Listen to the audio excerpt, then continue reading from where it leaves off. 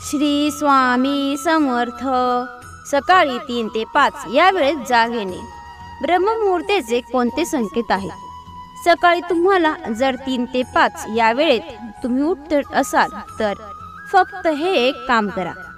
कितीही कठीण इच्छा असेल तर ती पूर्ण होईल.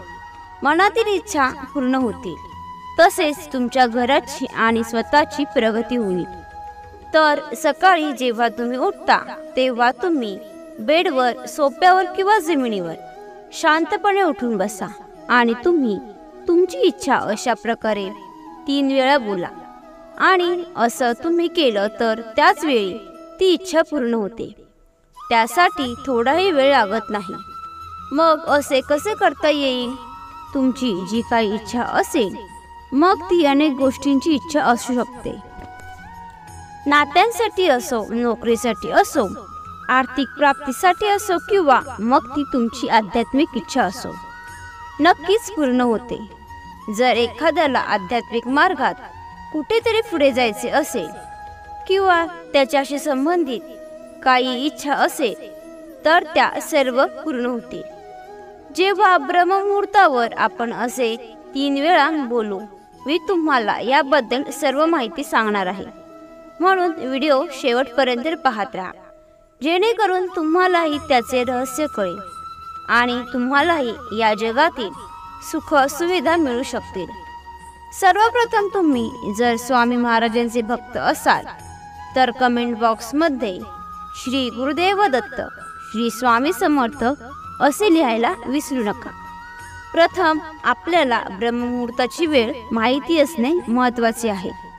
उदाहरणार्थ ब्रह्ममुहूर्ताची वेळ 3 ते 5 अशी सांगितली जाते. परंतु तरीही ही वेळ 3:36 सुरू होते आणि हा ब्रह्ममुहूर्त असा काळ आहे जो पहाटे 5:30 वाजेपर्यंत असतो. जर तुम्ही इतर कोणत्याही देशात राहत असाल त्यातून तुम्हाला या काळाची माहिती नसेल की आता ब्रह्ममुहूर्त, मग तुमचा सूर्य किती वाजता उगवतो ते पहा. त्याच्या 1.5 तास आधी ब्रह्ममुहूर्त असतो. तुमच्या देशात सूर्य किती वाजता उगवेल त्याच्या आधीचा जो 1.5 तास म्हणजे ब्रह्ममुहूर्त. अशा वेळी आज मी तुम्हाला जे सांगणार आहे ते तर स्वतः ब्रह्ममुहूर्तावर आल्यावर केले तर तुम्हाला सर्व प्रकारची सुख आणि सुविधा आणि त्या सर्व आध्यात्मिक गोष्टी मिळू शकतात. प्रत्येक व्यक्तीच्या जीवनात काहीतरी कमतरता नक्कीच असते. कोणाला शिक्षण घेऊन पुढे जायचं आहे, कोणाला सरकारी नोकरी मिळवायची आहे, कोणाला खाजगी नोकरी मिळवायची आहे, कंपनीत नोकरी मिळवायची आहे, कोणाला स्वतःचा व्यवसाय सुरू करायचा आहे, तर कोणाला व्यवसायात वेगवेगळ्या संधी हव्या आहेत.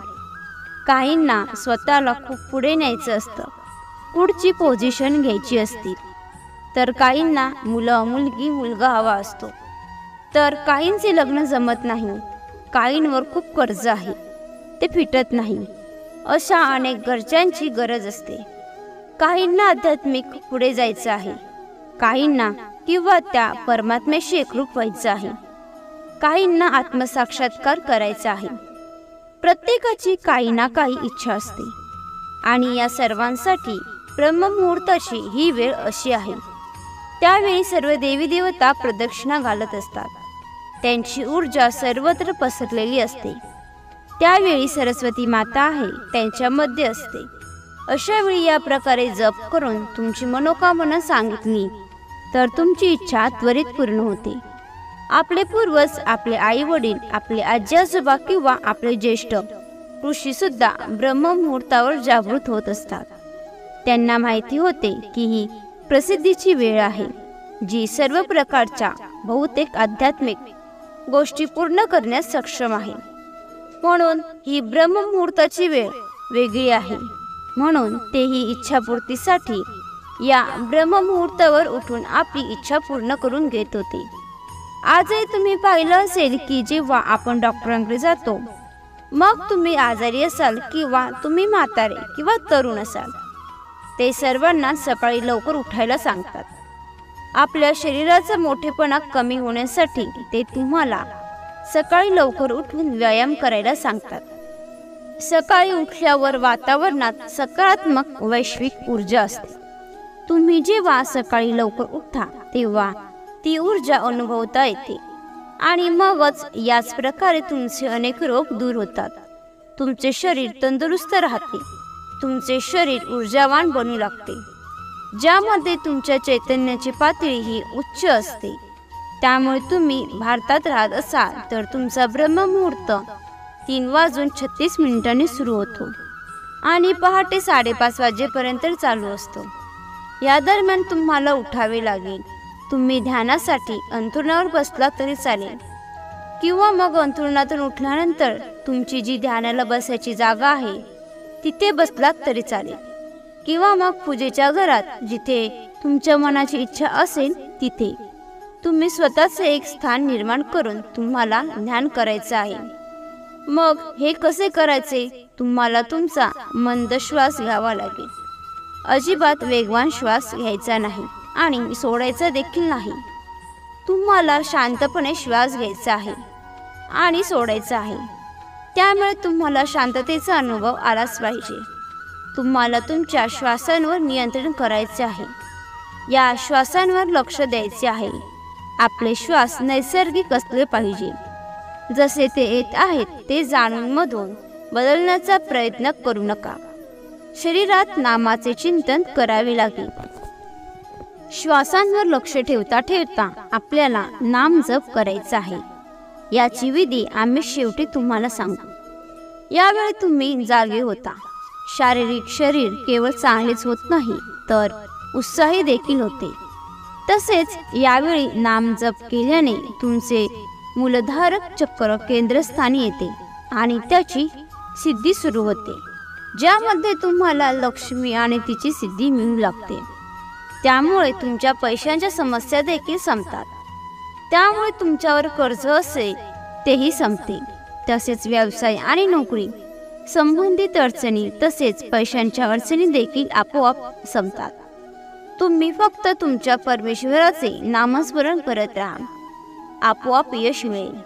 सकारात्मक ऊर्जा तुमच्या ऊर्जेत प्रवेश करेल आणि तुम्ही जिथे जाल परमेश्वराची अदृश्य शक्ती ती देखील तुमच्या सोबत असेल.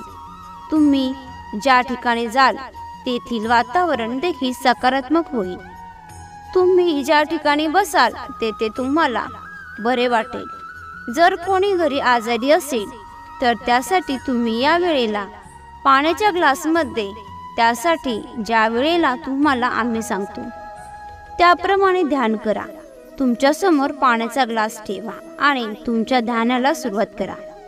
ध्यान करताना ती ऊर्जा तुमच्या आजूबाजूला बसेल तेव्हा ती ऊर्जा त्या काचेच्या ग्लासमध्ये पाण्यात पोहोचेल आणि जेव्हा तुम्ही त्या परमेश्वराच्या शक्तीचे ब्रह्मांडातील शक्तीचे ऊर्जावात पाणी त्या आजारी व्यक्तीला द्याल तेव्हा तो पूर्णपणे आपोआप बरा व्हायला लागेल. त्याच्यामध्ये सकारात्मक ऊर्जा यायला सुरुवात होईल आणि तो पूर्णपणे बरा होईल. तो नामासह त्याला प्रांजल देखील म्हणतात. जेव्हा तुम्ही नामाचा जप करता तेव्हा तुम्हाला त्यासाठी कोणताही नियम नसतो. परंतु जर तुम्हाला एखादा मंत्र सिद्ध करायचा असेल तर त्यासाठी काही नियम असतात. त्यासाठी तुम्हाला योग्य पूजेला बसावे लागेल. जागा शुद्ध असावी, उदबत्ती असावी, मगच तो मंत्र तुम्ही सिद्ध करू शकता. पण नामजप करताना तुम्हाला असे काही करण्याची गरज नाही. नाम तुम्ही कोणत्याही ठिकाणी शांतपणे बसून करू शकता. तुम्ही कुठेही बसू शकता. पलंगावर बसलात किंवा कुठेतरी खाली बसतात असाल जिथे तुम्हाला आराम वाटत असेल तिथे तुम्ही बसलात तरी चालेल. यामध्ये तुम्हाला आंघोळ करण्याची, चेहरा धुण्याची किंवा दात घासण्याची गरज नाही. तुमची इच्छा असेल तर तुम्ही तेही करू शकता, नाहीतर तुम्ही असेच बसू शकता. मग आपल्या सर्वांना प्रश्न पडतो की उठल्यावर सर्वात आधी काय करावे लागेल. जेव्हा तुम्ही कोणत्याही देवाचे एखाद्याचे नाव निवडता, तो भगवंत कोणीही असो, ज्या परमेश्वरावर तुमची श्रद्धा आहे त्याचा जप तुम्हाला करायचा आहे. ते श्रीराम असू शकतात, श्री स्वामी समर्थ असू शकतात, दत्तगुरू असू शकतात, किंवा मग कृष्णलल्ला किंवा येशू असू शकतात. तुमच्या मनात परमेश्वराबद्दल श्रद्धा आहे. त्या परमेश्वराचे नाव घेऊन तुम्ही आता सर्वप्रथम काय करायचे आहे ते लक्षात घ्या. सर्वप्रथम तुम्ही कुठेही बसाल. इथे 15 मिनिटं तुमचे जे कोणी परमेश्वर नाव घेत राहायचे आहे. तुम्हाला ती ऊर्जा तुमच्या जवळ आणायची आहे. ती ऊर्जा तुमच्यात आणायची आहे. ती अनुभवायची आहे. तिच्याशी एकरूप व्हायचे आहे. जेव्हा आपण एक होऊ तेव्हा आपण आपल्या आयुष्यात 3दा त्याच वेळी बोलायचं आहे आणि मग त्या इच्छा लवकरात लवकर पूर्ण होतील. आता याचा परिणाम लवकरात लवकर होण्यासाठी काय करावे हा प्रश्न तुम्हाला पडला असेल तर त्यासाठी तुम्हाला हे संकेत ओळखावे लागतील. तुम्ही तुमची ध्यान करण्याची वेळ 15 मिनिटांपेक्षा जास्त देखील वाढवू शकता. तुम्ही ती वेळ 30 मिनिटे देखील करू शकता. मग असे ध्यान केल्यानंतर जेव्हा तुम्ही त्या ऊर्जेने त्या परमात्म्याशी एकरूप व्हाल तेव्हा तुम्हाला तुमची इच्छा व्यक्त करावी लागेल. तुम्हाला तुमची इच्छा पूर्ण व्हायला हवी आहे. ती तुम्ही 3 वेळा पहिल्यांदा बोलायला हवी. पहिल्यांदा तुम्हाला शांतपणे श्वास आतमध्ये घ्यायचा आणि ती इच्छा व्यक्त करायची आहे आणि मग हळूवारपणे श्वास सोडायचा आहे. मग दुसऱ्यांदा पुन्हा श्वास घ्यायचा आहे. पुन्हा आपल्याला तेच बोलायचे आहे, परमेश्वराला सांगायचे आहे आणि पुन्हा शांतपणे श्वास सोडायचा आहे. मग पुन्हा तिसऱ्यांदा श्वास आतमध्ये घ्यायचा आहे. पुन्हा ती इच्छा आपल्याला परमेश्वराला सांगायची आहे आणि शांतपणे आपला श्वास बाहेर सोडायचा आहे. तुमची इच्छा ब्रह्मांडाची शक्ती पूर्ण करेल. पण तुम्हाला 15 मिनिटे नामजप करून झाल्यानंतरच हे करायचे आहे, हे विसरू नका. तुम्ही 15 ते 30 मिनिटे नामजप करू शकता. लगेचच तुमची इच्छा आता परमेश्वरापर्यंत, त्या परमात्म्यापर्यंत पोहोचली जाते. हे संपूर्ण विश्व त्याच्या मालकीचे आहे. हे सर्व त्या परमेश्वराने बनवलेले आहे आणि तुम्ही त्याच्याकडे तुमची इच्छा मागितली आहे म्हणून तो तुम्हाला सर्व काही देण्यास समर्थ आहे. तो दाता आहे. त्याने सर्वांना दिले आहे. संपूर्ण सृष्टी त्याची आहे. त्यातून तुम्हाला जो काही छोटासा अंश हवा असेल तो नक्कीच तुम्हाला देईल. फक्त तुम्हाला त्याच्याशी एकरूप राहायचं आहे. सर्वात पहिले तुम्हाला 15 मिनिटे नामजप करायचा आहे. असे समजा की तुम्ही कोणाशी तरी कॉल कनेक्ट करण्याचा प्रयत्न करत आहात आणि 15 मिनिटांनंतर कॉल कनेक्ट झाला आहे. त्यानंतर तुम्हाला तुमची इच्छा बोलायची आहे. तुमची जी काही प्रार्थना आहे ती हळूवारपणे श्वास घेत तुम्हाला बोलायची आहे आणि तुम्ही बघत राहा. तुमची इच्छा नक्कीच पूर्ण होईल. भक्तांनो, यामुळे अनेक जणांच्या इच्छा पूर्ण झाल्या आहेत. तुम्ही फक्त तुमचे संपूर्ण शरीर प्रेमाने, पूर्ण शरणागतीने आणि पूर्ण विश्वासाने भरून ही इच्छा त्या परमेश्वराजवळ व्यक्त करा. तुमची इच्छा नक्कीच पूर्ण होईल. तुम्हाला ही माहिती आवडली असेल तर लाईक आणि शेअर करा. तसेच अशीच माहिती नेहमी ऐकण्यासाठी चॅनलला सबस्क्राईब नक्की करा. श्री सद्गुरू स्वामी समर्थ. धन्यवाद.